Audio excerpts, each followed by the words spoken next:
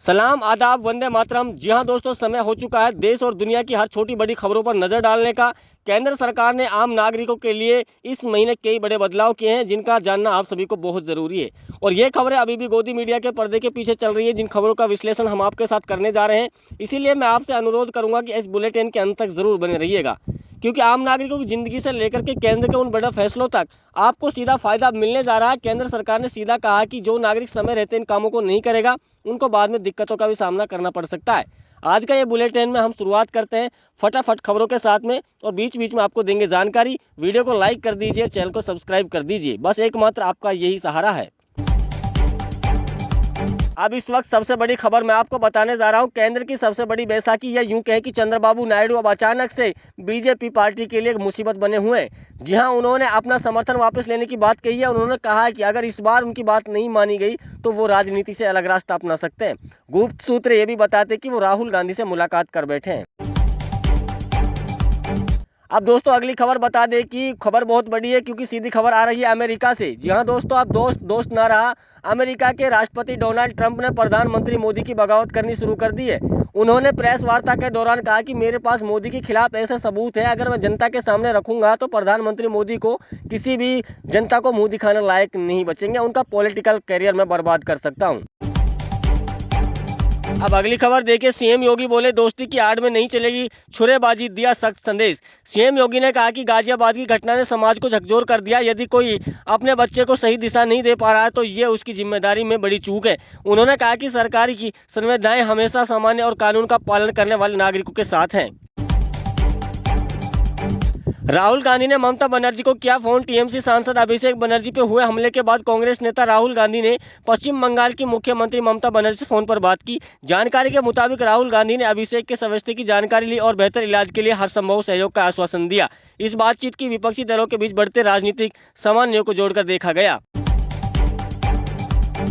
बंगाल में हस्ताक्षर विवाद, शुभेंदु की प्रेस कॉन्फ्रेंस के 15 मिनट बाद तृणमूल का बड़ा action.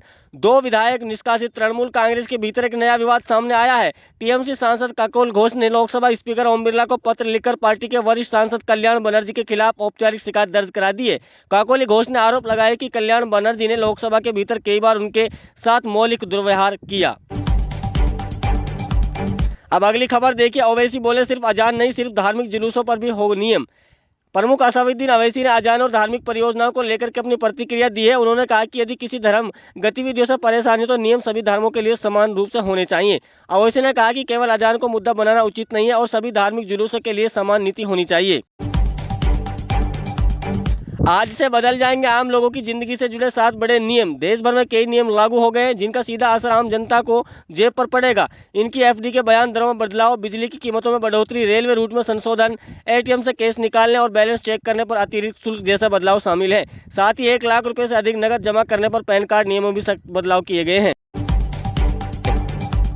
One nation one election पर केंद्र सरकार की नई रणनीति। केंद्र सरकार वन नेशन वन इलेक्शन को लागू करने के लिए चरणबद्ध रास्ता तलाश रही है। प्रस्ताव के मुताबिक चरण में 2029 के लोकसभा चुनाव के साथ करीब 20 राज्यों के विधानसभा चुनाव कराए जा सकते हैं। इसके बार चुनाव कराने की जरूरत नहीं पड़ेगी। प्रशासन खर्च में भी कमी आने की संभावना है।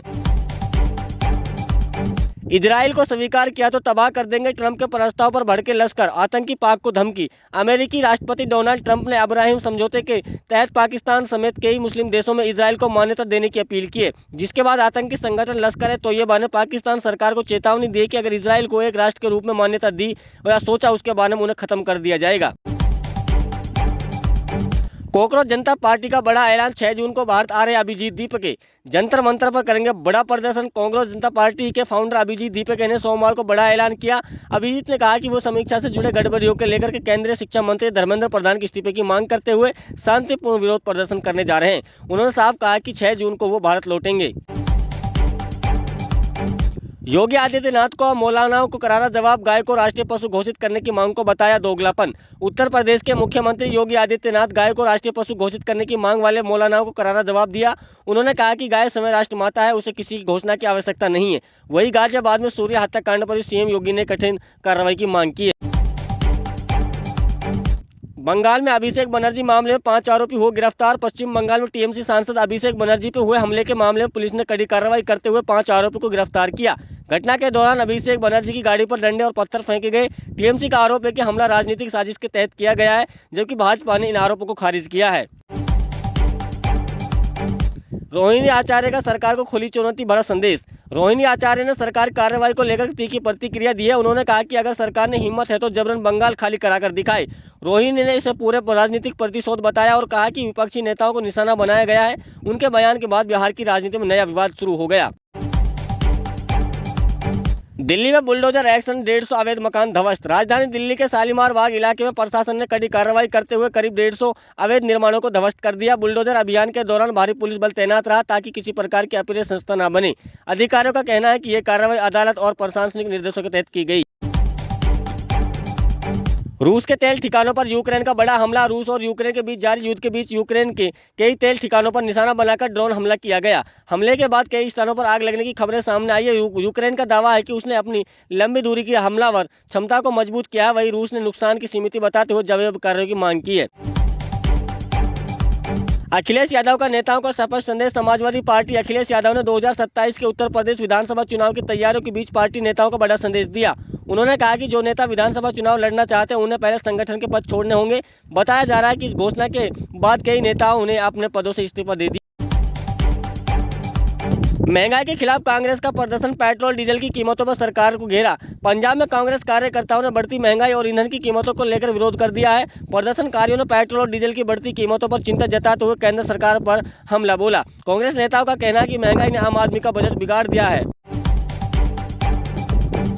नीट पेपर लीक मामले में गिरफ्तार आरोपियों को कोर्ट में किया पेश। नीट पेपर लीक मामले की जांच लगातार आगे बढ़ रही है। इस मामले में गिरफ्तार किए गए आरोपी मनीषा मंधारे और मनीषा हवलदार को कोर्ट में पेश किया गया। जांच एजेंसी दोषी आरोपियों से पूछताछ कर पेपर लीक नेटवर्क के अन्य लोगों तक पहुंचने की कोशिश कर रही है। राहुल गांधी के बयान पर भड़की बीजेपी। कहा यह देश में अराजकता फैलाने की बड़ी साजिश है। केंद्रीय मंत्री पीयूष गोयल ने कांग्रेस सांसद राहुल गांधी पर निशाना साधते हुए कहा कि राहुल गांधी का बयान और देश विपक्षी भारत को स्थिर करने का सपना देख रहे हैं।